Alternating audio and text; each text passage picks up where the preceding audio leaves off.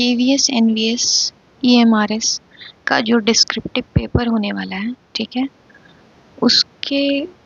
उससे रिलेटेड मैंने कुछ डिस्क्रिप्टिव क्वेश्चन बनाए हैं जो कि चैनल पे अपलोड किया था। उसका आंसर आज करने जा रहे हैं, ठीक है। कैसे कम समय में अपने आंसर को कॉपी में लिखना है, उसकी स्ट्रेटजी यहाँ पे बताइए। Design a well labelled diagrammatic flowchart showing the steps involved in recombinant DNA technology। diagrammatic flowchart बनाना है किसका? recombinant DNA technology को, जिसमें दिखाना है हमें, ठीक है। explain its role, इसके रोल को बताना है कहाँ पे? तो एग्रीकल्चर में और मेडिसिन में। तो सुटेबल एग्जाम्पल देते हुए KVS NVS 2026 का Tier 2 का एग्जाम होने वाला है। उसमें 10 क्वेश्चन होने वाले हैं। कौन से? तो यही डिस्क्रिप्टिव वाले। EMRS में यही क्वेश्चंस का नंबर कितना रहने वाला है? 15 क्वेश्चन हो। मार्क्स जो हैं वो कितने होने वाले हैं? तो 4 to 6 मार्क्स का एक क्वेश्चन रहने वाला है। रिकॉम्बिनेंट DNA टेक्नोलॉजी पूछी गई है, ये 4 मार्क्स में आ जाए, ये 6 मार्क्स में आ जाए, इस बात से इसके स्टेप्स बहुत ज़्यादा डिफरेंस नहीं आने वाले हैं। जहाँ तक मैंने इसका अंदाज़ा लगाया, इसके पेजेस 2 से 3 देने चाहिए उन्हें। वर्ड काउंट चाहे कुछ भी हो, 100 वर्ड्स का हो, 150 वर्ड्स का हो, वर्ड काउंट कुछ भी हो सकता है। कोई क्वेश्चन, सपोज कोई क्वेश्चन है जैसे रिकॉम्बिनेंट DNA टेक्नोलॉजी ही पूछा है, इसका आंसर है ए स्टेप से शुरू करना है और हमें P स्टेप तक जाना है। इसका आंसर इतने स्टेप्स में कंप्लीट होता है। इसमें वर्ड काउंट हम कितना कम कर सकते हैं? इसमें टाइम का मैनेजमेंट ज़्यादा इंपॉर्टेंट है वर्ड काउंट से। घंटे का समय मिला है और इसमें EMRS में 3 घंटे का समय मिला है, ठीक। ये जो समय दिख रहा है हमें, 60 क्वेश्चन इसके देखे जाएं MCQ वाले, उसके लिए कितना समय चाहिए? मैक्सिमम 30 मिनट्स चाहिए, ठीक है। तो जो 2 घंटे बचेंगे उसमें 10 क्वेश्चन करना है, तो काफ़ी ज़्यादा समय है। 2 घंटे का कितना मतलब हो गया? 120 मिनट। 120 मिनट में 10 क्वेश्चन, तो कितना समय लग गया? 12 मिनट हमें मिल रहा है ना, बहुत ज़्यादा समय मिल रहा है। 3 घंटे का मतलब हो गया 180 मिनट। 40 क्वेश्चन है इसमें EMRS में MCQ, 15 क्वेश्चन है इसमें डिस्क्रिप्टिव टाइप जो 60 मार्क्स के हैं। 40 क्वेश्चन के लिए 20 मिनट, तो कितना इसमें बच गया? 180 मिनट हमारे पास था 3 घंटे में, इसमें से 20 हटा देंगे तो हमारे पास कितना बच जाएगा? 160 मिनट। पर क्वेश्चन 10 मिनट से थोड़ा ज़्यादा ही मिल रहा है कि 10 मिनट और 12 मिनट जो हमें मिल रहा है वो काफ़ी। इसके लिए कम से कम क्वेश्चन कितना होना चाहिए? 2 से 3 पेज का तो आंसर इसमें होना ही होना चाहिए। स्क्रिप्टिव क्वेश्चन में कोई नेगेटिव मार्किंग नहीं कभी मिलता है, तो इसमें नेगेटिव मार्किंग नहीं है। तो इसका मतलब इस बात से हमें क्या समझ में आता है कि ये बहुत ही स्कोरिंग हो सकता है। ये वाला पेपर हमारे जो मेरिट है इसको काफ़ी अच्छा बना सकता है, तो इसके लिए इस पर ध्यान देने की ज़रूरत है। ठीक है, जितने MCQ को आपने लगाया है टाइम बाउंड मैनर में, उसी पर डिपेंड करता है कि MCQ से कितने मार्क्स आएंगे, लेकिन और कितना वेल कोऑर्डिनेटेड मैनर में आंसर को हम रिप्रेजेंट करते हैं कॉपी में, ये वही उसी का टेस्ट है। डिस्क्रिप्टिव पेपर इसमें देने का रीज़न यही समझ में आता है अभी तक कि MCQ से की जो एलिजिबिलिटी हो ना, उसको चेक करने के लिए एक लेवल और इन्होंने बढ़ा दिया डिस्क्रिप्टिव पेपर देकर। आप कोई कॉन्सेप्ट जो है साइंस बायो में कितना वेल कोऑर्डिनेटेड मैनर में आप लिखते हो। PGT के कैंडिडेट हैं उनके लिए भी BEd इसमें कंपलसरी है और TGT वालों के लिए भी BEd कंपलसरी है। तो वहाँ पे हम पढ़ते हैं ना माइक्रो टीचिंग में, माइक्रो टीचिंग होती है कि वेल कोऑर्डिनेटेड लेक्चर जो है उसका क्या मतलब है? मतलब एक तरीके का लेसन प्लान कि हम कोई इंस्ट्रक्शन क्लास में देने जा रहे हैं, कोई कॉन्सेप्ट बताने जा रहे हैं, कोई टॉपिक पढ़ाने जा रहे हैं, तो उसको कितना सीक्वेंशियल मैनर में उस इंस्ट्रक्शन को हम डिलीवर करते हैं क्लास में। यही मतलब उसका। BSc कर ली है कई लोगों ने, MSc कर ली है, ठीक है, पोस्ट ग्रेजुएशन है, ग्रेजुएशन है, इसके बाद BEd भी किया हुआ है, ठीक है। CTET भी मांगते हैं इसमें, CTET TGT में मांगते हैं, पेपर 2 पास होना चाहिए, ठीक है। तो इतनी सारी एलिजिबिलिटी क्राइटेरिया चेक करने के बाद वो डिस्क्रिप्टिव आंसर में ही क्यों देखना चाहते हैं कि आप कितने कैपेबल हो? क्योंकि इंटरव्यू जो है 20 मिनट से ज़्यादा, आधा घंटे से ज़्यादा तो चलेगा नहीं। मान लेते हैं 30 मिनट्स का इंटरव्यू होता है, ठीक है, घंटे का इंटरव्यू मान के चलते हैं, ठीक है। उसमें कितना वो चेक कर लेंगे, ठीक है। वो इसलिए इस डिस्क्रिप्टिव टाइप के क्वेश्चन को इसमें इंट्रोड्यूस करके इस बार पेपर के लेवल को हाई नहीं किया गया है। ये देखा जाए तो एक प्लस पॉइंट है। उनके लिए जो बहुत पढ़ रहे हैं, पढ़ते रहते हैं, ठीक है, और चाहते हैं कि हम जो है गवर्नमेंट स्कूल में एक टीचर बन जाएं, उनके लिए बहुत अच्छी अपॉर्चुनिटी है कि डिस्क्रिप्टिव क्वेश्चन अब दिया है। एमसीक्यू में बहुत ज़्यादा कंपटीशन हाई हो जाता है केवल एमसीक्यू होने से। बहुत सारे जो कैंडिडेट होते हैं ना, वो लिखने में बहुत उनका स्ट्रॉन्ग पॉइंट हो सकता है। अगर यहाँ पे राइटिंग की बात नहीं हो रही है, यहाँ पे कंटेंट की बात हो रही है। जो पढ़ाते समय आपको यूज़ करना है, उसी कंटेंट को इस कॉपी में लिखना है।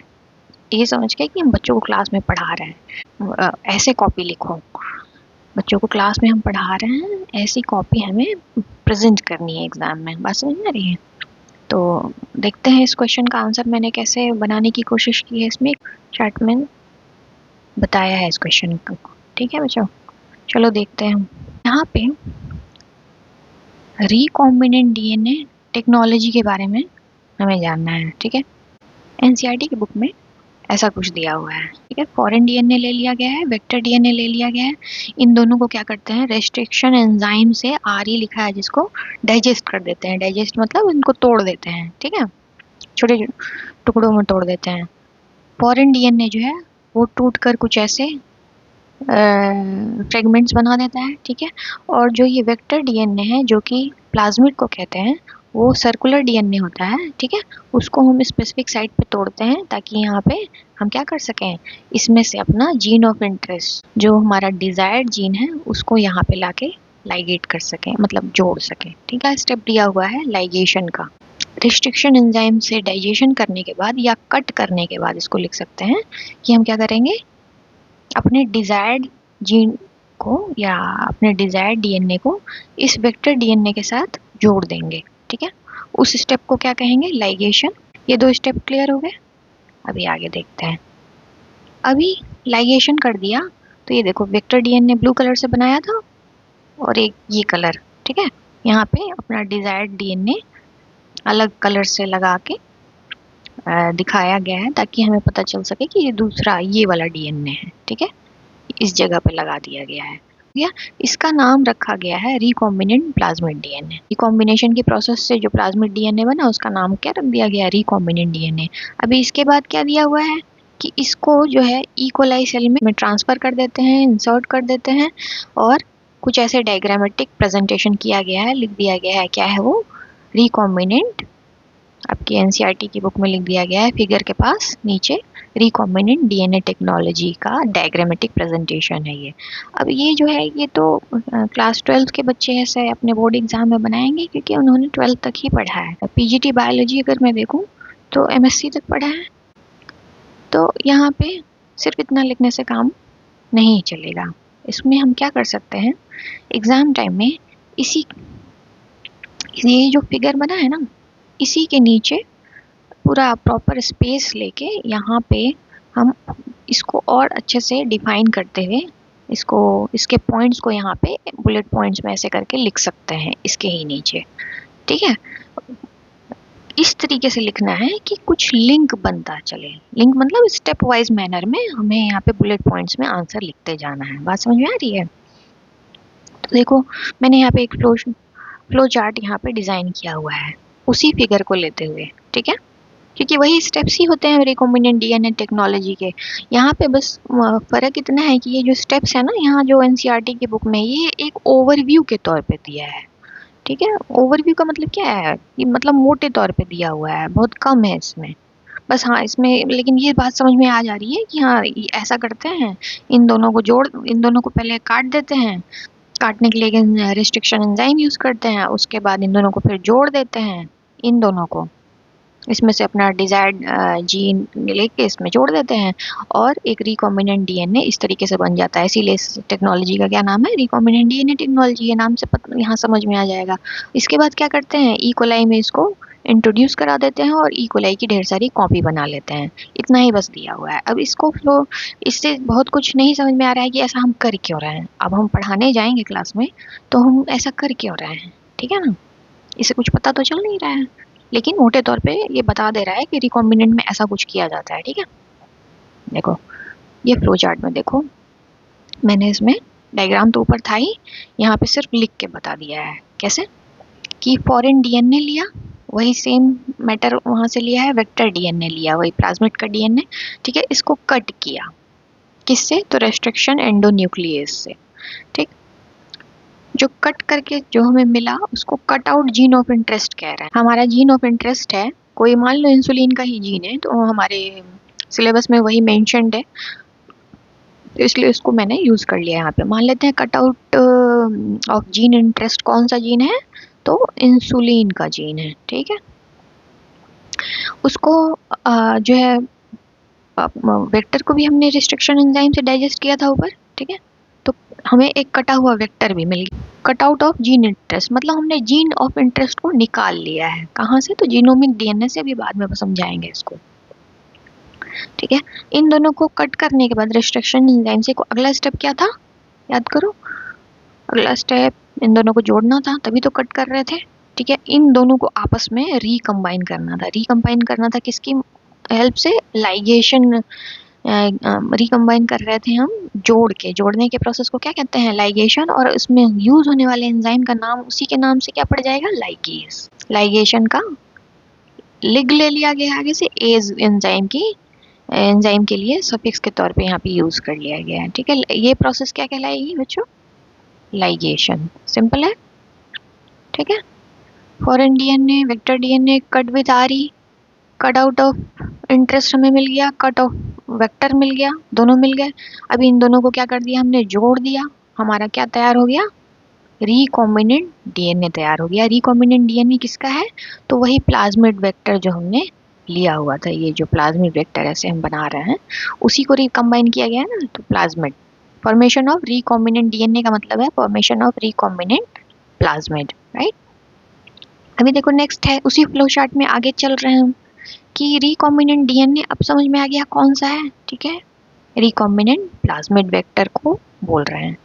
अब इसको बनाने के बाद क्या करना है, एनसीईआरटी में दिया है कि इसको हम ई कोलाई होस्ट में भेज देते हैं, ठीक है। इस प्रोसेस को क्या नाम देते हैं बच्चों, ये नाम है इसका ट्रांसफॉर्मेशन।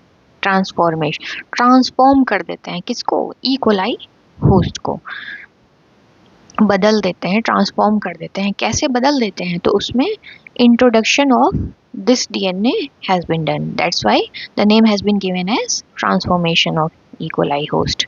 अब ई कोलाई जो है होस्ट है, होस्ट किसके लिए है, तो इस आर डीएनए वेक्टर के लिए है, राइट।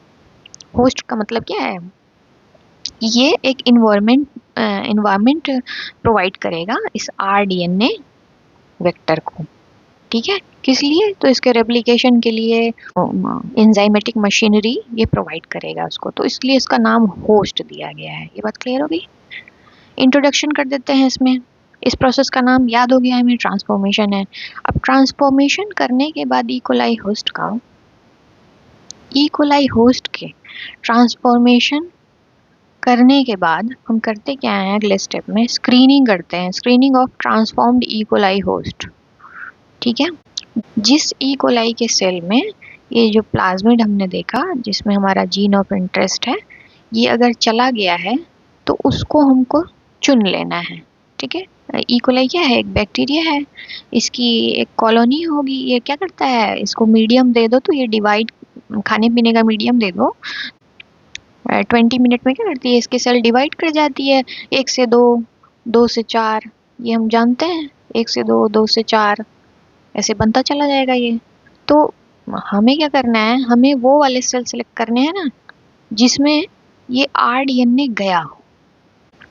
तो इसके लिए हमें क्या करना पड़ेगा, स्क्रीनिंग करनी पड़ेगी, या इसी को कह सकते हैं हम क्या करना पड़ेगा, सिलेक्शन करना पड़ेगा। Selection of transformed E coli host. क्यों कर रहे हैं, क्योंकि इसमें हो सकता है जब हम ये आर डीएनए इस ई कोलाई होस्ट में भेज रहे थे तो हमें हमारे मिक्सचर में क्या क्या मिला होगा। देखो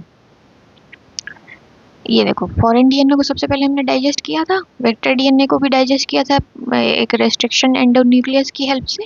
ये रेस्ट्रिक्शन एंडोन्यूक्लियस क्या करता है, स्पेसिफिक साइट ऑफ डीएनए पे जाके, क्या करता है, रिकॉग्निशन साइट बोलते हैं जिसको, एक्ट करता है पैलिंड्रोमिक सीक्वेंस पे, और कुछ इस तरीके के डाइजेस्ट प्रोड्यूस करता है, ठीक है। इसको भी कहीं पर्टिकुलर साइट पे कट करेगा और इस जीनोमिक डीएनए में जहाँ जहाँ वो रिकॉग्निशन साइट होगी वहाँ वहाँ उसको कट कर देगा, ठीक है। हमने इसके बाद क्या किया, इसको और इसको आपस में मिला दिया, ठीक है, मिला दिया और लाइगेज एंजाइम इसमें डाल दिया। हो सकता है इस प्रोसेस में जब हमने इसको और इन दोनों को एक साथ मिला दिया एंजाइम की हेल्प से, हम चाहते तो यही थे कि ये वाला, सपोज हमने ये वाला सिलेक्ट किया, ये वाला जीन नंबर 1 यहाँ जाके क्या करे, जुड़ जाए। लेकिन ये भी तो हो सकता है कि कोई गलत जीन इस पे जाके जुड़ जाए। एक पॉसिबिलिटी क्लियर हुई कि कोई दूसरा जीन जाके जुड़ जाए। दूसरी पॉसिबिलिटी क्या है कि जब हम इस वेक्टर को जब हम रेस्ट्रिक्शन एंड न्यूक्लियस से कट करते हैं ना, तो यहाँ पे स्टिकी एंड्स प्रोड्यूस हो जाते हैं। स्टिकी मतलब एडहेसिव एंड्स होते हैं। चिपचिपे एंड्स क्यों बोलते हैं, क्योंकि उनमें आपस में कॉम्प्लीमेंटैरिटी होती है, वो आपस में जुड़ सकते हैं। इसको कहते हैं क्या, सेल्फ लाइगेशन। सेल्फ लाइगेशन, अपने में ही जुड़ जाता, अपने ही में ही जुड़ जाना, ठीक है। तो ये वेक्टर में सेल्फ लाइगेशन की प्रॉब्लम हो सकती है। हमारा इसमें गोल क्या था, इसको यहाँ पे ले जाके जोड़ना। ये मेरा डिजायर्ड जीन है, सपोज जीन नंबर 1, ठीक है, यहाँ पे हम जोड़ना चाहते थे, लेकिन ये तो हो नहीं पाया। इसकी जगह ये अपने आप में ही जुड़ गया, क्योंकि इसके पास कुछ ऐसे एंड्स थे जो क्या करते हैं, कॉम्प्लीमेंटैरिटी की वजह से आपस में ही जुड़ के सेल्फ लाइगेट हो गया। सेल्फ लाइगेटेड वेक्टर बन सकता था। और उसी मिक्सचर में जब इन सब मिक्सचर को ऐसे हमने मिला दिया एक टेस्ट ट्यूब में, एंजाइम भी इसमें ऐड कर दिया, तो हमें क्या मिलेगा कि कई तरीके के प्रोडक्ट मिलेंगे, ठीक है, जिसमें कि एक सेल्फ लाइगेटेड था, एक रॉन्गली अटैच्ड जीन था, ठीक है, और एक हो सकता है ये, और इसके भी चांसेस हैं। इसके क्या, अपने मेन जीन ऑफ इंटरेस्ट और वेक्टर के जुड़ने के भी बिल्कुल चांसेस हैं, है ना। तो हमने 3 चांसेस देखे, क्या कि अपना मेन और जीन ऑफ इंटरेस्ट तो यहाँ पे लाइगेट हो ही सकता है इस मिक्सचर में, अगर हम टेस्ट ट्यूब में ये दोनों को डाल दें एंजाइम लाइगेज की हेल्प से, ठीक है, तो ये तो जाके यहाँ पे ऐड होगा ही। इसके अलावा बाकी चांसेस और क्या हो सकते हैं कि कोई दूसरा गलत जीन जिसको हम नहीं चाहते हैं कि वहाँ जाए, वो भी लाइगेट हो सकता है, ठीक है। टेस्ट ट्यूब के अंदर क्या हो रहा है हमें नहीं पता है।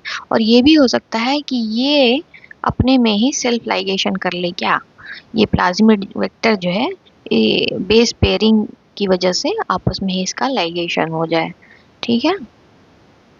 तो हमें ये जो अनवांटेड चीज़ें थी सेल्फ लाइगेशन की और गलत जीन के इसमें लाइगेट होने की, ये पॉसिबिलिटी भी लेकर चलनी होगी। तो क्या करते हैं इसमें, अगले स्टेप में क्या करते हैं बच्चों, यहाँ पे मैंने क्या बोला कि रिकॉम्बिनेंट डीएनए, मेन एम तो यही है कि रिकॉम्बिनेंट डीएनए को ही इकोलाई होस्ट में हम क्या करें, इंट्रोड्यूस करें, ठीक है, भेजें, ट्रांसफर करें। लेकिन जाना तो उस टेस्ट ट्यूब में सब कुछ है, तो जाएगा वो, बाकी अनवांटेड चीजें भी इसमें चली जाएंगी, ठीक है। तो ट्रांसफॉर्मेशन ऑफ इकोलाई होस्ट हम कर रहे हैं यहाँ पे, ये प्रोसेस का नाम तो देंगे, लेकिन हमें वहाँ पे अब सिलेक्शन की जरूरत भी पड़ जाती है। किस वो वाले इकोलाई होस्ट चुनना चाहते हैं जिसमें कि हमारा ये रिकॉम्बिनेंट डीएनए वाला वेक्टर गया हो, ठीक है। इसके लिए क्या करते हैं, screening of transformed E coli host, इस स्टेप में क्या करते हैं कि सिलेक्टेबल मार्कर का इसमें रोल आ जाता है, ठीक है। 1 मैंने लिखा है डिफरेंशिएट करने के लिए 2 से, ऐसा 1 2 करके सिलेक्टेबल मार्कर वहाँ पे नहीं होता है, बस ये डिफरेंशिएशन पॉइंट ऑफ व्यू से मैंने लिखा है ताकि समझ में आए कि ये दोनों अलग सिलेक्टेबल मार्कर हैं, ठीक है। Screening of transformed E coli host, transformed E coli host वो इकोलाई होस्ट होगा जिसमें हमारा प्लाज्मिड वेक्टर गया हो, ठीक है, जिसमें प्लाज्मिड वेक्टर क्या हुआ हो, गया हो, वो वाला ट्रांसफॉर्म्ड इकोलाई होस्ट होगा। उसी को हमको स्क्रीन करना है, मतलब सिलेक्ट करना है। वो किसकी हेल्प से होगा, तो अब हमें दिख रहा है यहाँ पे सिलेक्टेबल मार्कर की हेल्प से होगा। स्क्रीनिंग ऑफ रिकॉम्बिनेंट इकोलाई, अगले स्टेप में इसमें क्या है, सिलेक्टेबल मार्कर 2 की मदद से ये काम होता है। अगेन सिलेक्शन कर रहे हैं हम रिकॉम्बिनेंट इकोलाई की, जो कि सिलेक्टेबल मार्कर दूसरे सिलेक्टेबल मार्कर की हेल्प से होगा, ठीक है। ट्रांसफॉर्म्ड इकोलाई और रिकॉम्बिनेंट इकोलाई क्या होते हैं, देखो, ट्रांसफॉर्म का मतलब है कि वो इकोलाई सेल जिनके पास प्लाज्मिड वेक्टर गया हो। सबसे पहले इम्पोर्टेंट बात तो यही है कि प्लाज्मिड वेक्टर इसमें जाना चाहिए। ठीक है, अब वो कौन सा प्लाज्मिड वेक्टर है, वो रॉन्ग जीन वाला प्लाज्मिड वेक्टर है या राइट जीन वाला प्लाज्मिड वेक्टर है, ये हमें नहीं पता है, क्योंकि ये सारा प्रोसेस कहाँ पे हो रहा है, ये टेस्ट ट्यूब में हो रहा है। ठीक है, तो अभी तो हमारा एम है कि पहला एम है कि उन इकोलाई सेल को सिलेक्ट कर लें जिनके पास वेक्टर गया हो, चाहे वो रॉन्ग वाला हो चाहे राइट वाला हो। ठीक है, उससे मतलब नहीं, वेक्टर जाना चाहिए। तो उसकी हेल्प के लिए सिलेक्टेबल मार्कर एक तरीके के सेलेक्टेबल मार्कर का यहाँ पे यूज आ जाता है। ठीक है, रिकॉम्बिनेंट इकोलाई वो वाले इकोलाई होंगे जिसमें हमारा राइट जीन ऑफ इंटरेस्ट गया हो। ठीक है, वो वेक्टर, वो प्लाज्मिड जिसमें हमारा जीन ऑफ इंटरेस्ट हो। ठीक है, वो अगर इकोलाई सेल में गया है तो वो इकोलाई सेल क्या कहलाएगा, रिकॉम्बिनेंट इकोलाई सेल कहलाएगा। ये बात क्लियर हो गई? मैंने ऊपर टेस्ट ट्यूब वाले एग्जांपल से बताया। यहाँ पे हमने क्या समझा कि मान लो ये वाला, मान लेते हैं ये हमारा जीन ऑफ इंटरेस्ट है इस फिगर में। ठीक है, हमको चाहिए था कि यही यहाँ पे इंसर्ट हो, क्योंकि हमें इसी से लेना देना था। लेकिन इस टेस्ट ट्यूब के मिक्सचर में जिसमें हमने वेक्टर भी डाल दिया है, ये सारे जीनोमिक डीएनए के फ्रेगमेंट्स भी डाल दिए हैं और एंजाइम भी मिला दिया है, इसमें ऐड कर दिया है, तो चांसेस तो बहुत सारे हो सकते हैं ना। ये तो जाए, ये तो हम चाहते ही हैं, तो इसका चांस तो है ही। तो एक प्रोडक्ट ये बनेगा जो कि रिकॉम्बिनेंट प्लाज्मिड कहलाएगा। ठीक है, बाकी चांसेस क्या हैं कि कोई दूसरा भी जीन यहाँ पे जाके यहाँ इंसर्ट हो सकता है, ये भी रिकॉम्बिनेंट ही बना है ना, लेकिन रॉन्ग वाला रिकॉम्बिनेंट बना। ये बात ध्यान में रखनी है। ठीक है, और तीसरे चांस मैंने बताया था क्या कि इसका सेल्फ लाइगेशन हो जाए, ये वेक्टर के स्टिकी एंड्स आपस में ही जुड़ जाएं और ये इसमें कोई भी इसमें से जीन ऑफ इंटरेस्ट वैसे हमें तो चाहिए कि यहाँ जाए, वो ना जाके ये अपने आप में ही लाइगेट हो जाए। ऐसी कंडीशन इस टेस्ट ट्यूब में रहे हो ही जाती होंगी, क्योंकि अपने हाथ में कंट्रोल तो है नहीं, हम बस टेस्ट ट्यूब में चीज़ें भर सकते हैं अंदर, ना तो हमें दिख रहा है ना तो हमें पता है, हम बस प्रोटोकॉल लेके चलते जाते हैं कि ऐसे ऐसे स्टेप्स लेंगे तो ये चीज़ें हमें मिल सकती हैं। ठीक है, उसमें स्ट्रिक्ट कंडीशन जो है प्रोटोकॉल के फॉलो करेंगे तो डेफिनेटली वो चीज़ें ही मिलेंगी जो हम पाना चाहते हैं। ठीक है, तो यहाँ पे ये transformed screening of transformed E coli वो वाला इकोलाई होस्ट है जिसके पास क्या है, वेक्टर है। अभी वेक्टर कैसा, दो तरीके का मैंने बताया कि जिसमें जीन ऑफ इंटरेस्ट हो और जिसमें जीन ऑफ इंटरेस्ट की जगह दूसरा जीन हो, लेकिन है दोनों रिकॉम्बिनेंट प्लाज्मिड ही वेक्टर है जो इकोलाई होस्ट में गया है हुआ है। ठीक है, तो ये काम जो है वो किसकी हेल्प से कर रहे थे हम लोग, ये काम स्क्रीनिंग ऑफ ट्रांसफॉर्म्ड इकोलाई हम किसकी हेल्प से कर रहे हैं, तो सिलेक्टेबल मार्कर 1 का यहाँ पे हेल्प होता है, मतलब एक प्रकार का सिलेक्टेबल मार्कर इसमें हेल्प करेगा। फिर दूसरा स्टेप में है स्क्रीनिंग ऑफ रिकॉम्बिनेंट इकोलाई। ठीक है, रिकॉम्बिनेंट इकोलाई कौन सा इकोलाई है, मैंने बताया वो इकोलाई जिसके पास अपना जीन ऑफ इंटरेस्ट हो, वही वाला इकोलाई। जीन ऑफ इंटरेस्ट मतलब वही इंसुलिन वाला जीन जिसके पास गया हो, वही रिकॉम्बिनेंट इकोलाई होगा। उसकी स्क्रीनिंग, उसकी सिलेक्शन करनी है, तो उसके लिए हमें कौन सा सिलेक्टेबल मार्कर चाहिए, एक दूसरे तरीके का। दूसरा लिखने का मतलब क्या है, यहाँ पे दूसरे तरीके का सिलेक्टेबल मार्कर चाहिए, अनदर सिलेक्टेबल मार्कर। ठीक है, फिर इसके बाद अगला स्टेप क्या होता है, क्लोनिंग ऑफ इकोलाई सेल्स।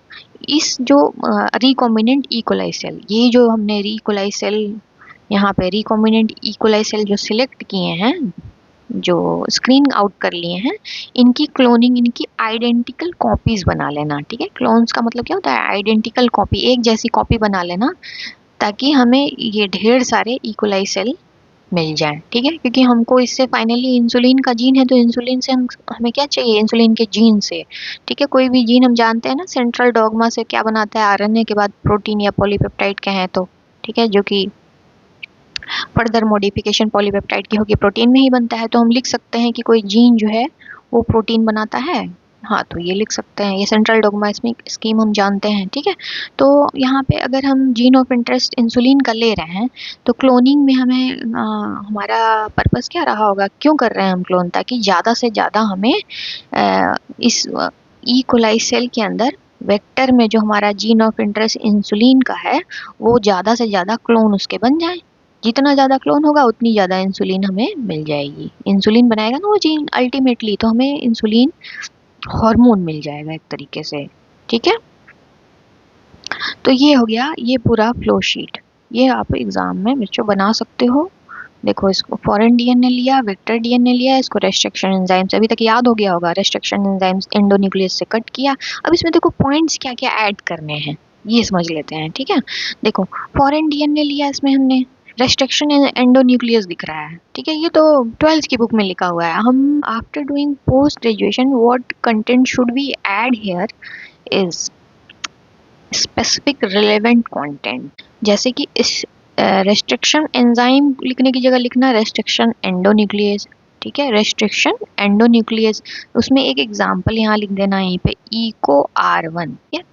ये हम लिखने का कारण क्या, हम बता रहे हैं we know the name of the enzyme restriction endonuclease. Eco R1 एक नाम होता है, और भी नाम लिख सकते हैं, लेकिन हमें स्पेसिफिकली इसको समझाना है ना फ्लोशीट में, तो जो क्लास में हमारा मॉडल रहेगा वही एक तरीके से बना रहे हैं, प्लस क्लास में जो पढ़ाने का मॉडल है, प्लस उसमें कोशिश कर रहे हैं कि हम ये भी कुछ फैक्ट्स, ऐसे फैक्ट्स ऐड करें जो कि रिलेवेंट हो। यहाँ पे ये फ्लो में हमेशा याद रखना कि एक फ्लो में अपने आंसर को लिखना चाहिए, ठीक है। एक लिंक बनी रहे, पीछे का पॉइंट हमने जो लिखा उस अगला पॉइंट भी कुछ उससे रिलेटेड लिंक में हो, ठीक है। हम लोग जो है पॉइंट्स को ऐसे कनेक्ट करते हुए याद रख पाते हैं ना। 5 साल पहले भी कुछ पढ़ाया है अगर, तो उसके अगर हमने उसको समझ के पढ़ाया है ना, वो कभी नहीं भूलता है, ये याद रखना है। तो ये हमारा ब्रेन जो है काम ही ऐसे करता है, तो ये लिंक बना के ही कॉपी में प्रेजेंटेशन करना चाहिए, ठीक है। उसको नहीं लिखना है। रिलेवेंट पॉइंट का मतलब होता है कि अगर रिस्ट्रिक्शन एंजाइम यहाँ लिख दिया हमने, तो इको R1 लिख दिया, ये रिस्ट्रिक्शन एंजाइम का एक टाइप है, ठीक है। तो ये क्या हो गया, एक रिलेवेंट पॉइंट हो गया। अब यहाँ पे हम लिख दें restriction enzyme was discovered by, वो रिलेवेंट पॉइंट मेरे हिसाब से तो नहीं है, क्योंकि हम यहाँ पे समझा रहे हैं रिकॉम्बिनेंट डीएनए टेक्नोलॉजी के स्टेप्स क्या हो सकते हैं। हाँ, लिखा जा सकता है किसने ढूंढा था, लेकिन अगर टाइम ड्यूरेशन देखेंगे ना हम, और 2 से 3 पेज देखेंगे, और हमें इतनी सारी चीज़ें उसमें बतानी है, एक तो स्टेप्स भी बताने हैं, फिर मेडिसिन में बताना है उसका रोल, फिर एग्रीकल्चर में बताना है, तो ये बात समझ में आ रही है कि हमें हर चीज़ उस समय में बता लेनी है। तो हमारे पास इतना समय ही नहीं रहेगा कि हम इररिलेवेंट पॉइंट्स को लिख भी पाएँ। पेपर ऐसे ही डिज़ाइन किया जाएगा कि हम उतने ही समय में सब कुछ कर ले जाएँ, ठीक है ना। तो जब समय ही नहीं बचेगा, इसीलिए प्रैक्टिस की यहाँ पे इम्पोर्टेंस होती है। यहाँ पे रिस्ट्रिक्शन, यहाँ पे देखो ये जीन ऑफ इंटरेस्ट है, यहाँ पे हम लिख सकते हैं फॉर एग्जाम्पल इंसुलिन, ठीक है। कट वेक्टर, कट वेक्टर हमारे सिलेबस में क्या, यहाँ पे वेक्टर क्या दिया हुआ है बुक में, एनसीईआरटी में PVR 322 लिख सकते हैं। बोथ आर ज्वाइन, इनको ज्वाइन कर दिया लाइगेज एंजाइम की हेल्प से, ठीक है। लाइगेज के बारे में क्या लिख सकते हैं यहाँ पे, सोच के बताओ। यहाँ पे लाइगेज के बारे में हम लिख सकते हैं कि ये क्या करता है, फॉस्फोडाइएस्टर बॉन्ड बनाता है, ठीक है। फॉस्फोडाइएस्टर बॉन्ड को फॉर्म करता है लाइगेज एंजाइम। इतना ही बस लिखेंगे, सफिशिएंट है। ये एक फैक्चुअल डेटा यहाँ पे हो गया, लेकिन ये रेलेवेंट है क्योंकि लाइगेज एंजाइम का क्या काम है, इस जीन ऑफ इंटरेस्ट को यहाँ पे लाके जोड़ना, ठीक है। ये जो बॉन्ड है ना, लाइगेज एंजाइम इसको क्लोज करेगा फॉस्फोडाइएस्टर बॉन्ड बना के। तो ये एक रिलेवेंट पॉइंट हो गया। फॉर्मेशन ऑफ रिकॉम्बिनेंट डीएनए, यानी कि आर प्लाज्मिड जो है उसको हम रिकॉम्बिनेंट डीएनए बोल रहे हैं, वो बन गया, ठीक है।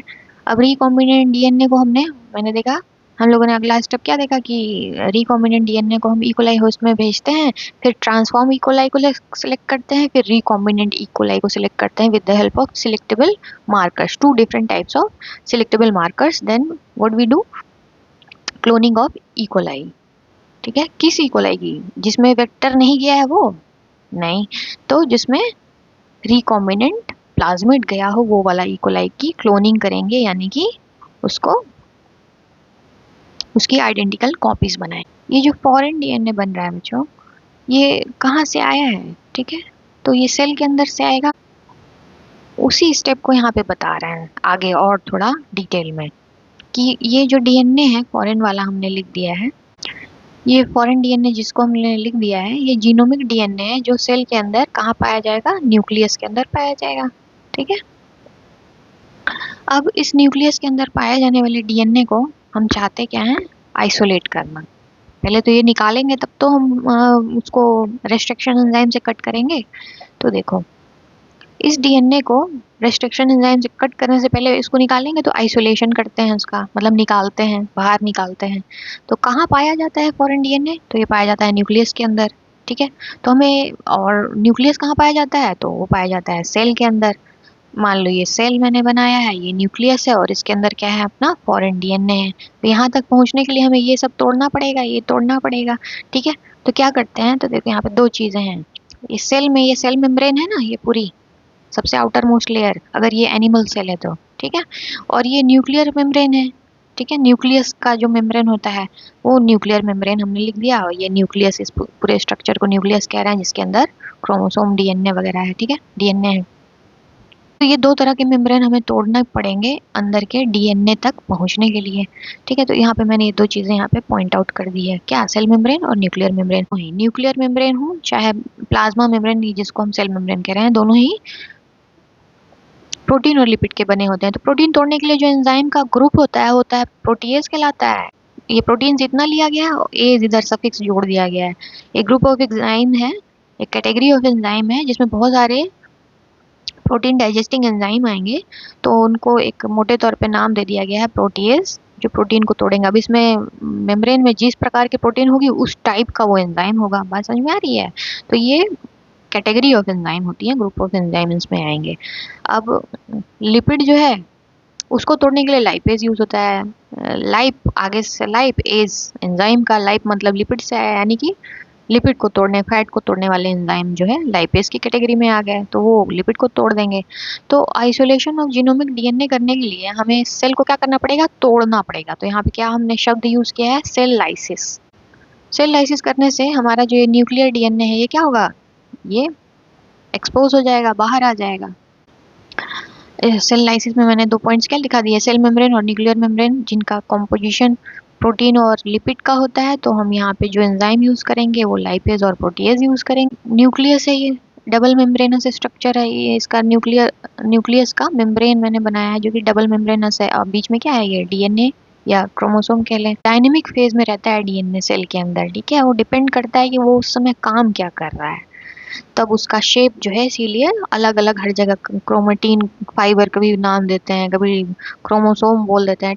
तो ये सब अलग अलग डीएनए के जो फेजेस होते हैं ना, स्टेजेस होते हैं, जिसमें वो उस समय जो काम कर रहा होता है उसमें उसका स्ट्रक्चर, उसका शेप कुछ वैसा नजर आ रहा है, ठीक है। इसलिए उसका शेप अलग अलग दिखता है, डायनेमिक नेचर ऑफ डीएनए की वजह से ऐसा होता है, ठीक है। हमने न्यूक्लियर मेम्ब्रेन क्या किया बच्चों, ऊपर ब्रेक कर दिया। इससे क्या हो जाता है, तो डीएनए रिलीज हो जाता है।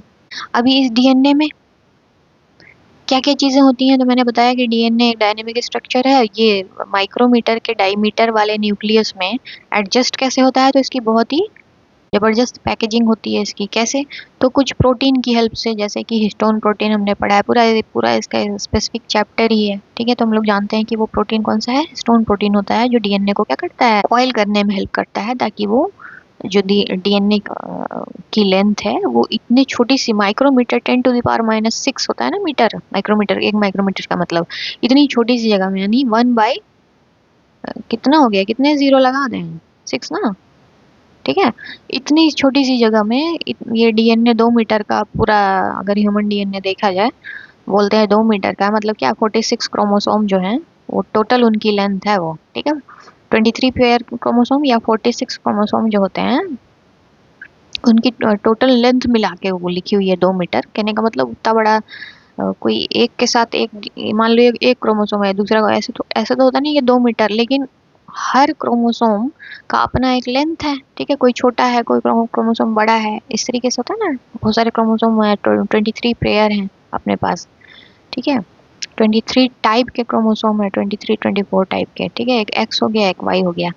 तो ये जो डीएनए है ये इतनी सी जगह में रहता कैसे है? तो प्रोटीन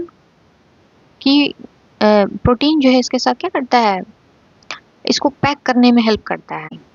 इसको पैक करने में प्रॉपर हेल्प करता है। उस प्रोटीन का नाम क्या है बच्चों? हिस्टोन है, हम जानते हैं इसको।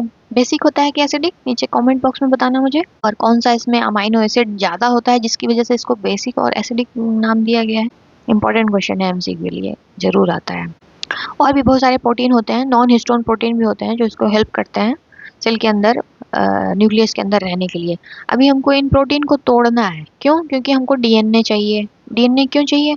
ठीक है, ये डीएनए हमें प्योर फॉर्म में चाहिए। क्यों प्योर फॉर्म में चाहिए? क्योंकि हम इसको क्या कर रहे हैं, रेस्ट्रिक्शन एंजाइम से इसी को हम क्या करने वाले हैं, डाइजेस्ट करने वाले हैं, कट करने वाले हैं। इसी को हम रेस्ट्रिक्शन एंजाइम से कट करने वाले हैं और फिर इसको वेक्टर के साथ लाइगेट करने वाले हैं। तो हमें क्या चाहिए कि ये डीएनए अपने प्योरेस्ट फॉर्म में अवेलेबल रहे।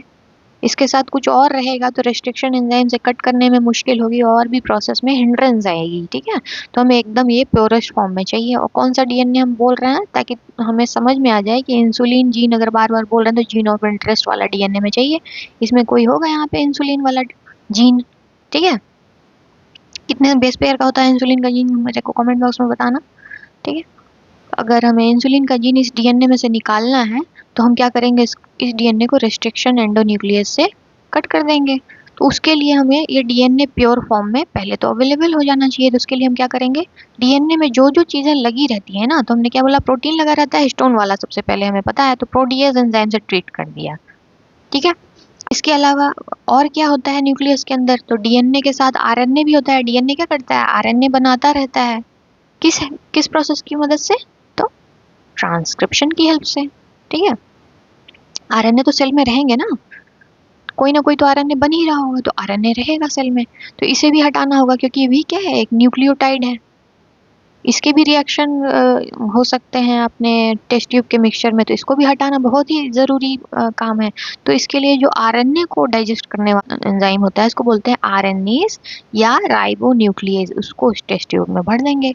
तो हमें क्या होगा कि प्रोटीएज जो है प्रोटीन को हटा देगा, आरएनएज जो है आरएनए को हटा देगा, जिससे कि हमें बहुत सारी चीज़ें जो डीएनए के साथ और इम्प्योरिटी के फॉर्म में आ सकती थी वो हट जाएंगी, तो डीएनए हमें प्योर फॉर्म में मिल जाएगा ना।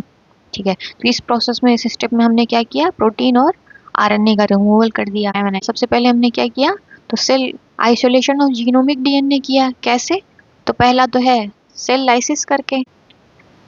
करने के बाद हमने डीएनए को रिलीज कराने के लिए क्या किया, प्योर फॉर्म में डीएनए हमें मिल जाए, हमने प्रोटीन नेज और आरएनए से ट्रीट करा दिया। ठीक है, उस मिक्सचर को। अभी यहाँ पे क्या कर रहे हैं, अब हमें प्योर फॉर्म में अगर डीएनए मिल गया है तो हम उसको क्या करेंगे, रेस्ट्रिक्शन एंडोन्यूक्लियस से कट करेंगे। ये हमने ऊपर भी देखा था, कट करने से अलग अलग साइज के फ्रेगमेंट मिल जाएंगे हमें इसमें से। ठीक है, हमें क्या चाहिए, हमें इंसुलिन वाला, सपोज मेरा इंसुलिन वाला ये है, ठीक है, जीन ऑफ इंटरेस्ट, हमें ये चाहिए। हमें आँख से तो दिख नहीं रहा है, हमने क्या किया, रेस्ट्रिक्शन एंडोन्यूक्लियस एंजाइम को एपेंडोफ ट्यूब होती है ना, इसमें लिया। ठीक है, इस ट्यूब में हमने डीएनए के मिक्सचर को और रेस्ट्रिक्शन एंडोन्यूक्लियस को क्या कर दिया है, भर दिया है। अब हमें ये दिख नहीं रहा है आँख से कि अंदर क्या हो रहा है, तो हमें तो ये वाला जीन ऑफ इंटरेस्ट निकालना है। तो हम ऐसा प्रोटोकॉल फॉलो करेंगे जिसमें हमारा जीन ऑफ इंटरेस्ट बाहर निकल आए, हमें मिल जाए। तो देखो इसके लिए क्या करते हैं बच्चों, जेल इलेक्ट्रोफोरेसिस अपनाते हैं। ठीक है, जेल इलेक्ट्रोफोरेसिस, इसमें ये एगरोस जेल इलेक्ट्रोफोरेसिस यहाँ पे मैंने दिखाया है, जिसमें ये एगरोस जेल की जो बेड है इसमें वेल्स बने रहते हैं। ठीक है, यहाँ पे हम क्या करते हैं, इन वेल्स में अपने सैंपल डीएनए को अलग अलग वेल्स में, इसमें सैंपल डीएनए जो ये कट करके हमने ये फ्रेगमेंट वाला डीएनए है ना, इसमें इंट्रोड्यूस करा देते हैं। ठीक है, ये डीएनए, और यहाँ पे इसके इस साइड में, वेल के जस्ट अपोजिट साइड में, यहाँ पे पॉजिटिव टर्मिनल लगा देते हैं, और इस तरफ जहाँ से हम अपलोड कर रहे हैं अपने फ्रेगमेंट्स को डीएनए के, वहाँ पे नेगेटिव टर्मिनल लगा देते हैं। होता क्या है, डीएनए पे कौन सा चार्ज होता है, सोच के बताओ जल्दी से। डीएनए पे ओवरऑल नेगेटिव चार्ज होता है। कैसे? तो फॉस्फेट जो उस पे होता है ना ग्रुप, PO4 3- होता है ना, ये होता है इसका चार्ज। इसकी वजह से डीएनए को नेगेटिवली चार्ज हम मानते हैं। तो जिसकी वजह से हम जानते हैं कि अगर हम इस वेल अगरोस जेल के वेल में इसको यहाँ पे इंट्रोड्यूस कराते हैं तो ये डीएनए मूव करता है, ठीक है, इस तरफ, इस आगे की तरफ। ठीक है, कैसे मूव करेगा? इस पॉजिटिव चार्ज की वजह से नेगेटिवली चार्ज डीएनए जो है पॉजिटिव की तरफ क्या होगा, अट्रैक्ट होके आगे की तरफ मूव होगा। अलग अलग डीएनए के फ्रेगमेंट्स डिफरेंट डिफरेंट डिस्टेंस पे जाके रुक जाएंगे। ठीक है, ये बात किस पे डिपेंड करता है? एमसीक्यू का क्वेश्चन अगेन, साइज और उसके चार्ज पे, कि वो कितनी दूरी पे रुक जाते हैं। तो पॉजिटिव चार्ज, पॉजिटिव टर्मिनल होने की वजह से डीएनए नेगेटिवली चार्ज होने की वजह से वो मूव करेंगे, उसमें मूवमेंट होगी, और ये मूवमेंट किसके ऊपर डिपेंड करेगा? उनके मास और चार्ज के ऊपर। मास मतलब कितना भारी है, और चार्ज तो नेगेटिव है ही, हमें पता ही है। ठीक, तो कहाँ जाके वो, कहाँ किस डिस्टेंस तक जाते हैं। अब इसी में से हमारा सपोज ये वाला जीन ऑफ इंटरेस्ट है, ठीक है, यहाँ पे हमने मार्कर जीन लगा रखा है इस वेल में, फर्स्ट वाले में। ठीक है, कंट्रोल जीन है, मार्कर जीन है। मान लो ये वाली लेंथ हमें पता है कि ये हमारे, ये वाली जो साइज का डीएनए है यही है हमारा डीएनए। तो देखो यहाँ ये जो मार्कर जीन यहाँ रुक रखा है, जिसके बारे में हम जानते हैं कि वो कितने केबी का है, इसकी नॉलेज हमें है, तो हमें ये भी पता चल जाएगा। तो ये जो जीन मिल रहा है ना हमें यहाँ पे, उसकी भी साइज इसी के अराउंड होगी। वेल का ये काम होता है, ये इसमें चीजें हमारे पास नोन है, पता है हमको कि इनका साइज क्या है। तो हमें ये भी पता है कि इंसुलिन जीन का साइज कितना है। ठीक है, 1400 से 1600 बेस पेयर के अराउंड होता है ये। तो अगर ये यहाँ कहीं पे रुका हुआ है तो हमें अब इस वेल में पता है कि ये भी 14 केबी से 16 केबी के बराबर के अराउंड इसकी साइज है। तो हम ये वाले वेल में अगर हमारा डीएनए मिल जाता है, ठीक है, इथिडियम ब्रोमाइड वगैरह ये सब पूरा प्रोसेस है इसका, कि कैसे विजुलाइज करते हैं कि यहीं पे है, स्टेनिंग का प्रोसेस है, वो सब हम लोग जानते हैं। फिलहाल हम इस फ्लो को ब्रेक नहीं करते हैं, ये कॉन्सेप्ट समझने की कोशिश करते हैं। ठीक है, इस जीन ऑफ इंटरेस्ट को हम पहचान लेंगे। हमें दिख रहा है कि यहाँ पे ऑरेंज येलो ऑरेंज कलर का यहाँ चमक रहा है डीएनए, और हमें इसके बारे में पहले से पता है, और यही साइज का हमें डीएनए चाहिए। तो ये वाला डीएनए हमारा क्या है? इंसुलिन का डीएनए हो गया, या इंसुलिन का जीन हो गया। ठीक है, तो रेस्ट्रिक्शन एंडोन्यूक्लियस से डाइजेशन के बाद अगला स्टेप क्या होगा? जेल इलेक्ट्रोफोरेसिस का स्टेप हो जाएगा। ठीक है, यहाँ पे क्या लिखा है? To select our desired DNA sequence we run digested DNA on this where on agarose gel. ठीक है, by the process of gel electrophoresis. Electric field दे रहा है, ठीक है, उसमें उसकी मूवमेंट हो रही है, इसलिए जेल इलेक्ट्रोफोरेसिस नाम दिया गया है। सब कुछ है नहीं टॉपिक्स, बस एक बार समझ लिया ना तो बहुत आसान हो जाता है ये। अब हमारा जीन ऑफ इंटरेस्ट मिल गया है, ठीक है, हमने कट कर लिया था, रेस्ट्रिक्शन एंजाइम से हमने कट कर लिया था जीनोमिक डीएनए को प्योरीफाई करने के बाद। ठीक है, सेल लाइसिस करने के बाद एंजाइम से कट किया, और कट करने के बाद हमने जेल इलेक्ट्रोफोरेसिस पे रन करके अपना जीन ऑफ इंटरेस्ट क्या किया? सिलेक्ट कर लिया। अब हमें जीन ऑफ इंटरेस्ट मिल गया है। अब क्या करना है? ये जीन ऑफ इंटरेस्ट क्या है? बहुत कम अमाउंट में है। डीएनए हमारा क्या है? इंसुलिन का डीएनए बहुत कम अमाउंट में है। इससे आगे लैब में काम करना क्या होगा? मुश्किल होगा, क्योंकि ये इसकी मात्रा कम है, बहुत कम मात्रा में दिक्कतें आएंगी। तो क्या करते हैं, इसको हम एम्पलीफाई कर लेते हैं। एम्पलीफाई करने के लिए पीसीआर, पॉलीमरेज चेन रिएक्शन की हेल्प लेते हैं। ठीक है, पीसीआर मशीन होती है, उसमें एम्पलीफाई कर लिया जाता है इस जीन ऑफ इंटरेस्ट को, ताकि इसका अमाउंट क्या हो जाए? बढ़ जाए। क्लियर है?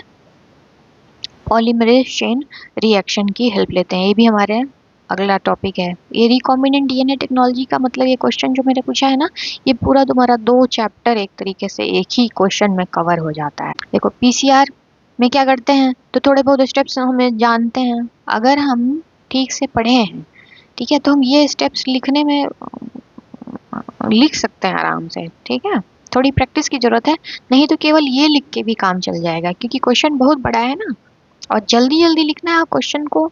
10 क्वेश्चन है तो 10 के 10 कवर करना जरूरी है, ध्यान रखना, कोई भी क्वेश्चन छोड़ना नहीं चाहिए पेपर में।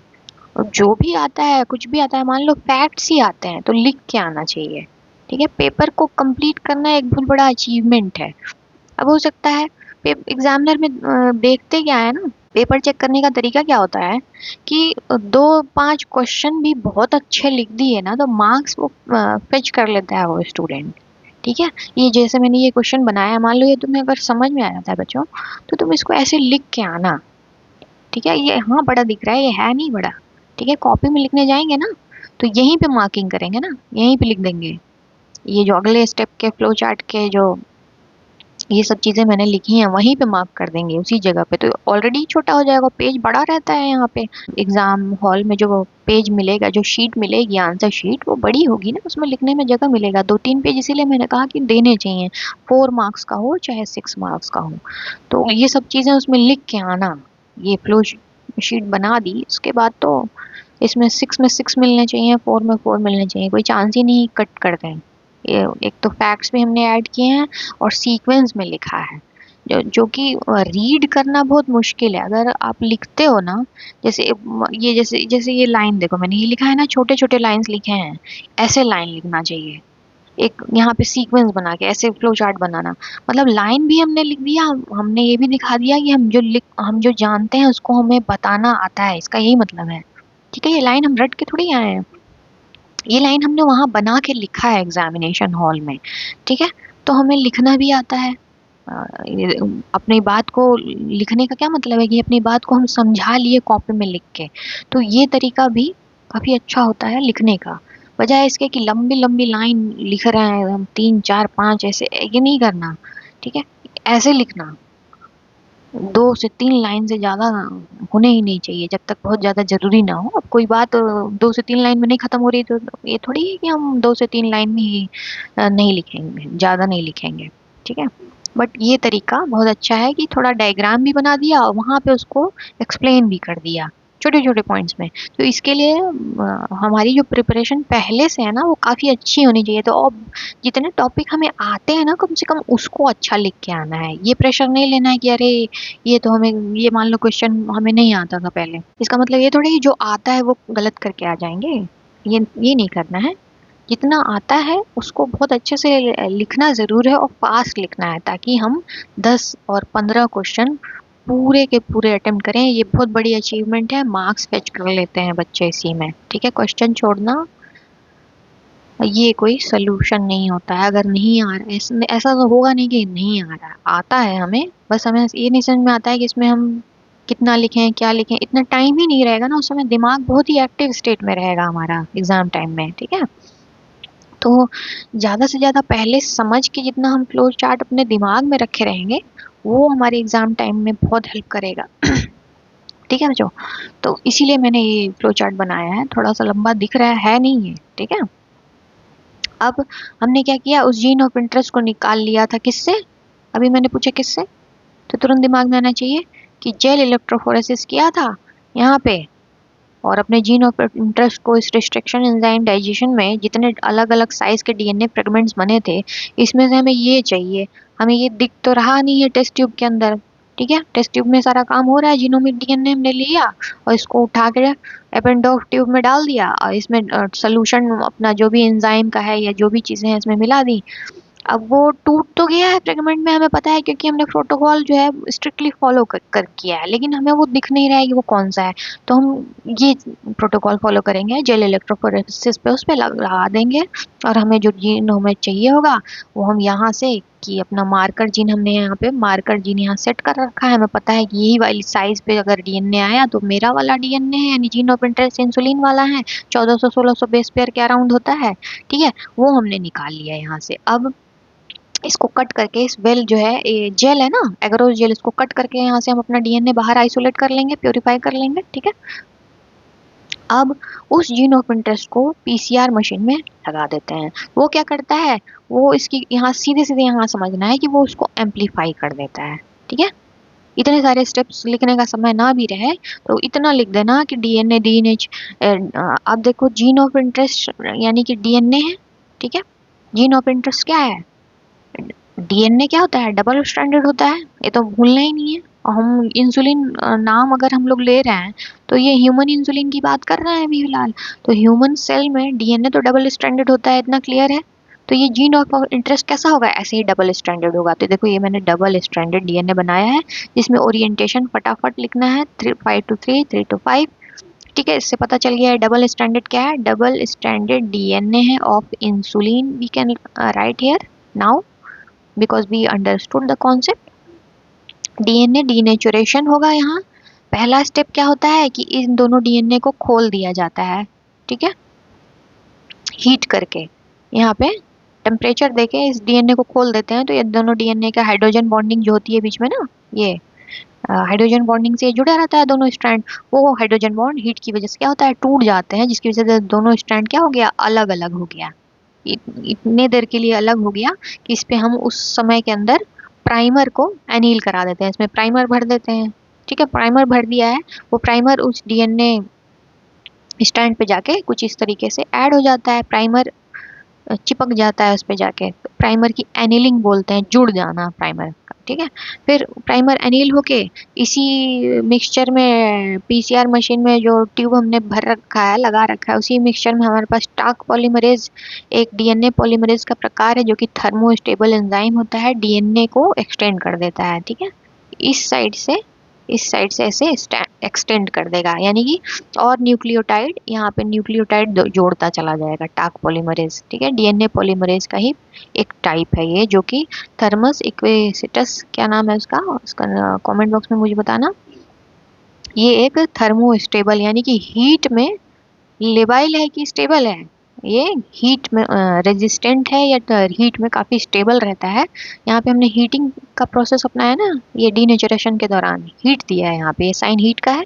ठीक है, तो जिसकी वजह से कोई और पॉलीमरेज हम लेंगे तो वो क्या होगा, वो अपनी एफिशिएंसी खो देगा, लेकिन हम ये चाहते नहीं है इतना कुछ करने पे, हम चाहते हैं कि रिजल्ट आए, तो हम ऐसा पॉलीमरेज यहाँ यूज़ करते हैं जो कि हीट के प्रेजेंस में खराब नहीं होता, अपनी एफिशिएंसी को खोता नहीं है, और डीएनए के स्ट्रैंड को इस तरीके से बढ़ाता है, मतलब डीएनए के स्ट्रैंड को इस तरीके से आगे की ओर बढ़ाता है, मतलब न्यूक्लियोटाइड को जोड़ते जाता है। जैसा कि रेप्लिकेशन में हम लोग देखते हैं ना, रेप्लिकेशन कैसे होती है, डीएनए पॉलीमरेज की हेल्प से ही होती है, तो ये भी उसी तरीके से हो रहा है यहाँ पे।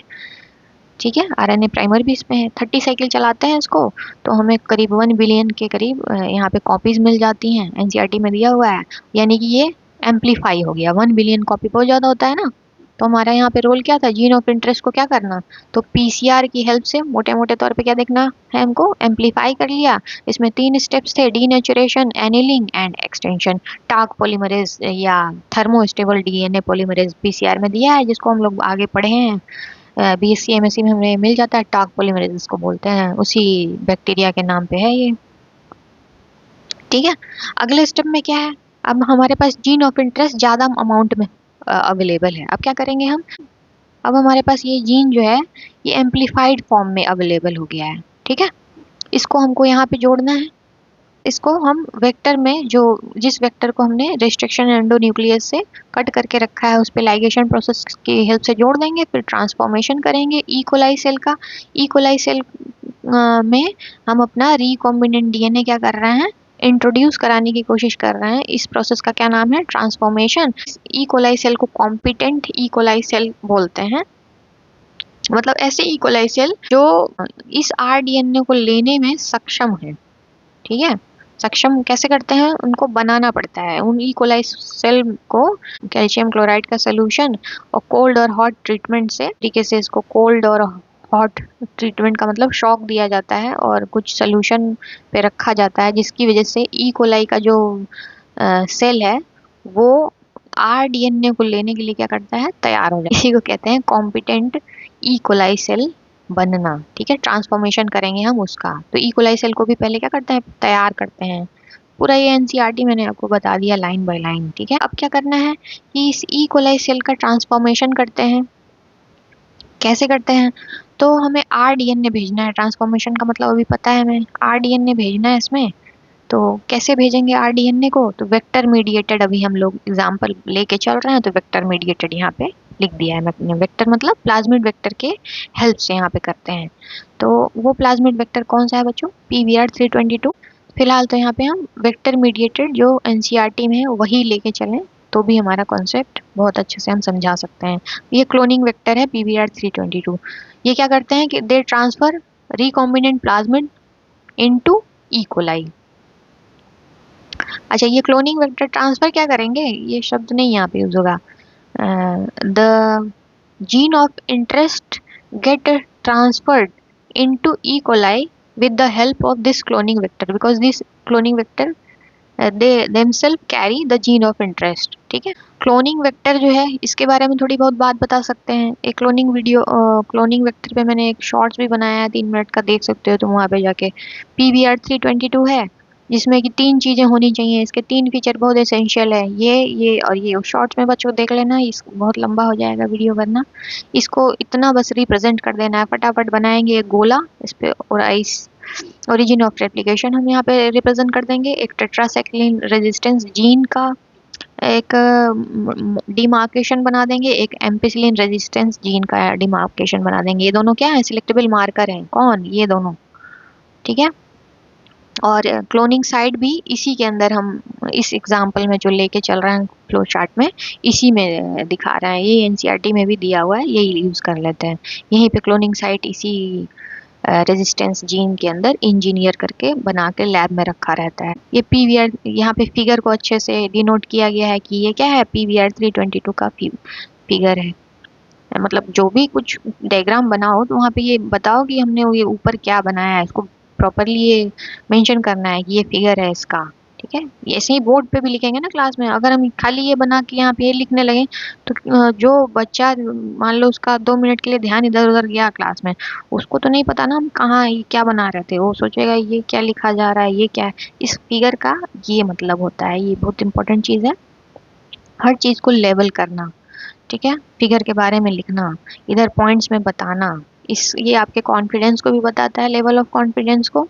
एग्जाम टाइम में ये सब आपकी कॉपी में होगा तो काफी हेल्प करेगा। सिलेक्टेबल मार्कर जीन जो है 1, वहाँ पे एंटीबायोटिक रेजिस्टेंस जीन हमने बात की थी, एम्पिसिलिन और टेट्रासाइक्लिन है। ठीक है, पहला वाला जो है जीन वो एम्पिसिलिन रेजिस्टेंस जीन एनसीईआरटी में लिया है। दोनों में से कोई भी लिया जा सकता है, लेकिन एक लेके चलते हैं ताकि समझ में आ जाए। सिलेक्टेबल मार्कर जो एक प्रकार का लिया है, जिसका फॉर एग्जांपल मैंने यहाँ लिख दिया है एम्पिसिलिन रेजिस्टेंस जीन ले लिया है, जो जिसमें कि जीन ऑफ इंटरेस्ट क्या है, नहीं इंसर्ट होगा ना, वही वाला सिलेक्टेबल मार्कर जीन एक 1 है, एक टाइप का। 1 क्या कर रहा था, अगर ऊपर का स्लाइड याद हो तो सिलेक्टेबल मार्कर 1 टाइप वाला जो रेजिस्टेंस जीन है वो अलाउ कर रहा था सिलेक्शन ऑफ ट्रांसफॉर्म सेल, जिसमें कि हो सकता है वेक्टर के पास जीन ऑफ इंटरेस्ट हो, और हो सकता है जीन ऑफ इंटरेस्ट के अलावा दूसरा रॉन्ग जीन हो। ठीक है, तो ट्रांसफॉर्म तो हुआ ना कम से कम, वो इकोलाई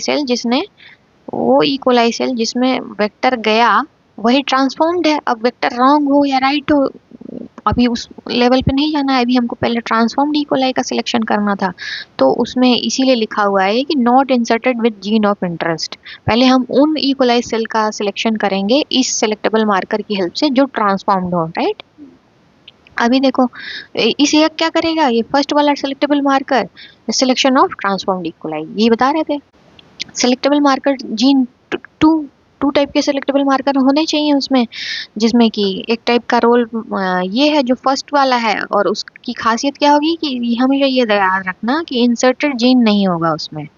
ठीक है, जो कि ट्रांसफॉर्म्ड ई कोलाई को सिलेक्ट करने में हेल्प कर रहा होगा, उस वाले सिलेक्टेबल मार्कर में नहीं होगा। और दूसरा वाला सिलेक्टेबल मार्कर वो होगा जिसमें इंसर्ट होगा क्या, अपना जीन ऑफ इंटरेस्ट यानी कि इंसुलिन। ठीक है, यानी कि इस सिलेक्टेबल मार्कर जीन के अंदर क्लोनिंग साइट अवेलेबल होनी चाहिए। क्लोनिंग साइट मतलब वो वाली साइट जहाँ पे इंसर्शन होगा। ठीक है, इस सिलेक्टेबल मार्कर जीन के अंदर एक ऐसी रिकॉग्निशन साइट होनी चाहिए जो कि इंसर्शन में हेल्प करेगा। ठीक, किसके, जीन ऑफ इंटरेस्ट के। तो इस एनसीईआरटी में एग्जांपल दिया है टेट्रासाइक्लिन, और इसी को सेकंड बना दिया है। बनाने को दोनों में से मैंने बताया कोई भी बना सकते हैं, लेकिन फिर प्रोटोकॉल चेंज हो जाएगा, फिर इसको दूसरे तरीके से समझाना पड़ेगा। तो इसी तरीके से समझ लेते हैं पहले। टेट्रासाइक्लिन रेजिस्टेंस जीन ये हेल्प किस में करेगा, तो अब की बारी ये रिकॉम्बिनेंट ई कोलाई को सिलेक्ट करने में हेल्प करेगा। क्लियर हो रहा है बच्चों। पहला वाला सिलेक्टेबल मार्कर किसको हेल्प कर रहा था, तो ट्रांसफॉर्म्ड ई कोलाई को सिलेक्ट करने में हेल्प कर रहा था सिलेक्टेबल मार्कर। ठीक है। जिसमें हमारा जीन ऑफ इंटरेस्ट नहीं गया है उसका काम क्या है, तो ट्रांसफॉर्म्ड ई कोलाई सेल को सिलेक्ट करना, वो वाले ई कोलाई सेल जिसमें प्लाज्मिड गया तो है लेकिन उसमें जीन ऑफ इंटरेस्ट भी गया हो और रॉन्ग जीन भी गया हो, तो ये वाला कौन सा है ई कोलाई, ये ट्रांसफॉर्म्ड ई कोलाई है। क्लियर हुआ। और वो वाला ई कोलाई का सेल जिसमें हमारा करेक्ट जीन ऑफ इंटरेस्ट यानी कि इंसुलिन का जीन ही गया हो, वो रिकॉम्बिनेंट ई कोलाई का सेल होगा। ये बात क्लियर हो गई। तो उसके लिए उस सिलेक्टेबल मार्कर की स्पेसिफिकेशन क्या होनी चाहिए बच्चों, उसमें क्लोनिंग साइट्स होने चाहिए और उसी क्लोनिंग साइट में हमारा जीन ऑफ इंटरेस्ट क्या होगा, इंसुलिन का जीन इंसर्ट होगा। क्लियर हो गई। जिसका एग्जाम्पल हम लिखेंगे पैक्ट के तौर पे, तो टेट्रासाइक्लिन रेजिस्टेंस जीन। ठीक है, ये हेल्प करेगा रिकॉम्बिनेंट डीएनए के सिलेक्शन में। जब हम सिलेक्शन कर ले रहे थे सिलेक्टेबल मार्कर 1 और 2 से, उसके बाद क्लोनिंग करनी थी इसकी। क्लोनिंग वेक्टर के 3 फीचर, ओरिजिन ऑफ रेप्लिकेशन होना चाहिए, सिलेक्टेबल मार्कर इसमें 2 होने चाहिए, सिलेक्टेबल मार्कर होना चाहिए और क्लोनिंग साइट्स होनी चाहिए। ठीक है, ओरिजिन ऑफ रेप्लिकेशन की हेल्प से ये जो वेक्टर है ये ई कोलाई के अंदर क्या रहेगा, कॉम्पैटिबल रहेगा, स्टेबल रहेगा, डिग्रेड नहीं होगा ई कोलाई के एंजाइमेटिक मशीनरी से। सिलेक्टेबल मार्कर की 2 तरीके होने चाहिए। ठीक है, एक सिलेक्टेबल मार्कर जो है वो क्या करेगा, जैसे कि एम्पिसिलिन रेजिस्टेंस, वो ट्रांसफॉर्म्ड ई कोलाई को सिलेक्ट करने में, स्क्रीन आउट करने में हेल्प करेगा। इसी में का दूसरा सिलेक्टेबल मार्कर के पास क्लोनिंग साइट्स होनी चाहिए, जैसे कि टेट्रासाइक्लिन रेजिस्टेंस इस एग्जाम्पल में हम लोगों ने लिया है, उसके पास इसके पास क्लोनिंग साइट होनी चाहिए, क्लोनिंग साइट होनी चाहिए। ठीक है, यानी कि रेस्ट्रिक्शन एंडोन्यूक्लियस की स्पेसिफिक साइट्स होनी चाहिए इसके पास, जहाँ पे हम क्या करेंगे, अपना जीन ऑफ इंटरेस्ट यानी इंसुलिन का जीन इसमें इंसर्ट करेंगे। ठीक है, ये किस में हेल्प करेगा, क्लोनिंग साइट, ये किस में हेल्प करेगा, अभी नीचे मैंने बताया, ये हेल्प करेगा रिकॉम्बिनेंट ई कोलाई को सेलेक्ट करने में। और ये वाला किस में हेल्प करेगा, ये वाला, तो ये ट्रांसफॉर्म्ड ई कोलाई सेल को सिलेक्ट करने में हेल्प करेगा। याद हो गया होगा। रिकॉम्बिनेंट ई कोलाई अगर हम सेलेक्ट कर चुके हैं फाइनली, तो हम अब क्या चाहते हैं कि ये जो ई कोलाई है इसके पास, ये जो ई कोलाई का सेल है इसमें ये हमारा प्लाज्मिड है, इसमें हमारा इंसुलिन का जीन है, वही रिकॉम्बिनेंट ई कोलाई हुआ। ठीक है, ये इंसुलिन के जीन को हम चाहते हैं इससे इंसुलिन हार्मोन बनाना। ठीक है, जीन से हार्मोन कैसे बनेगा भाई, तो सेंट्रल डॉग्मा के थ्रू बनेगा, यानी जीन से इंसुलिन क्या होता है, एक प्रोटीन होता है ना, insulin hormone proteinaceous in nature होता है। तो हम कह सकते हैं यहाँ कि अगर हमारे पास जीन क्या हो, ज़्यादा अमाउंट में हो, तो उससे बनने वाला प्रोटीन भी क्या होगा, वो भी ज़्यादा अमाउंट में होगा। बहुत सिंपल सा कॉन्सेप्ट है। तो अगर हम रिकॉम्बिनेंट ई कोलाई की सेल को बहुत ज़्यादा अमाउंट में प्रोपेगेट करा लें, ठीक है, तो इसी प्रोसेस को हम कहते हैं क्लोनिंग। और प्रोपेगेट तो हम ई कोलाई की सेल को करा रहे हैं, लेकिन उसके अंदर जो जैसे एक ई कोलाई सेल से कई सारे ई कोलाई सेल बनते चले जाएंगे। ठीक है, बहुत सारे नंबर में बनते चले जाएंगे, तो इसमें जो जीन ऑफ इंटरेस्ट है हमारा वो भी क्या होगा, प्रोपेगेट हो जाएगा, या उसकी भी क्लोनिंग हो जाएगी ना एक तरीके से, बहुत ज़्यादा अमाउंट में वो भी हमें अवेलेबल हो जाएगा। तो हमारा मेन एम था इंसुलिन हार्मोन बनाना, तो इंसुलिन के जीन से हम क्या करेंगे, इंसुलिन हार्मोन एक्सट्रैक्ट कर लेंगे, क्योंकि जीन तो सेल के अंदर हार्मोन बनाएगा ही अगर ऑप्टिमम कंडीशन हम ई कोलाई की सेल को देते हैं। तो देखो, रिकॉम्बिनेंट डीएनए टेक्नोलॉजी का जो रोल होता है ना, वो क्लोनिंग तक तो है नहीं।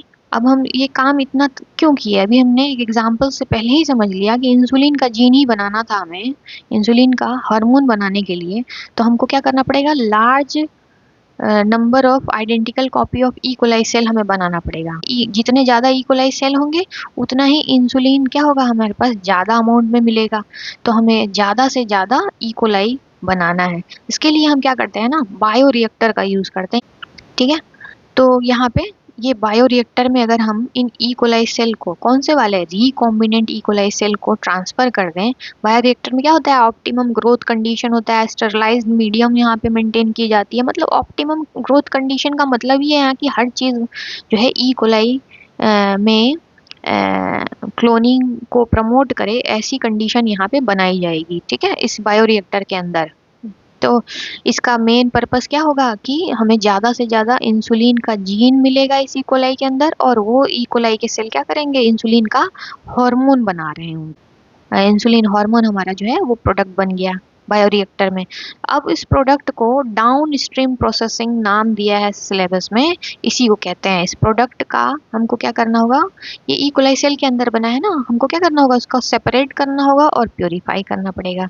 ठीक है, ई कोलाई सेल में ये बना है, प्रोडक्ट कौन सा है, तो इंसुलिन का प्रोडक्ट है। इसको सेपरेट कर लेंगे और प्योरीफाई कर लेंगे with the help of down stream processing. Video में कुछ मुझसे पूछना होगा तो नीचे कमेंट बॉक्स में बच्चों लिखना।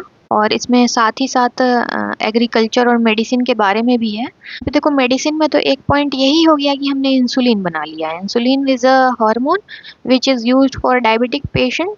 So in medicine, this is the use of recombinant biotechnology, right? Now in agriculture, what's the use of biotechnology, recombinant biotechnology? तो वहाँ पे हम क्या लिख सकते हैं नीचे, और एक दो पॉइंट और बढ़ा के लिख देना है उसमें कि with the help of this recombinant DNA technology in agriculture, what we have achieved till date।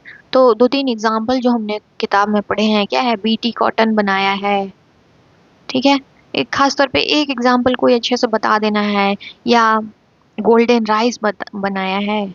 ठीक है, गोल्डन राइस बनाया है, एक ऐसा राइस का वैरायटी है जिसमें पहले से ही क्या है, विटामिन ए को, ए के जीन को इसमें इंट्रोड्यूस कर दिया गया है, ताकि ये क्या हो, विटामिन ए रिच राइस हो। अलग से विटामिन ए कहीं और से नहीं खाना पड़ेगा, इसी राइस में हमें मिल जाएगा। तो ये भी बायोटेक्नोलॉजी की हेल्प से बनाया है। ये एग्रीकल्चर के फील्ड में हो गया। और भी एग्जाम्पल है, लेकिन ये बहुत मोटे तौर पे इसको लिख दिया ना तो ये मार्क्स फेच कर लेंगे। बीटी कॉटन के बारे में थोड़ा सा लिख देंगे। कितना डिस्क्रिप्टिव वे में हमने पढ़ा है और कितना शार्पली हमारे दिमाग में वो कॉन्सेप्ट एग्जिस्ट कर रहे हैं, तभी हम एग्जाम में इन सब चीज़ों पे लिख सकते हैं। ठीक है, जो स्टूडेंट, अच्छा दो स्टूडेंट हैं, स्टूडेंट ए है, स्टूडेंट बी है, ठीक है, इसने रिप्रेजेंट कर दिया अपने आंसर को with the help of golden rice and BT cotton. ठीक है, एक ने क्या किया, सिर्फ मेडिसिन पर ही रुक गया। ठीक, मेडिसिन में इंसुलिन पर ही रुक गया, तो किसको मार्क्स, ऑब्वियसली इसके एक मार्क तो ज़्यादा होंगे इससे, समझ में आ रही है। तो स्टेप ज़रूरी है, अगर जो पूछा है कम से कम, जो पूछा है ना एग्जाम में उतना तो बताएंगे ना।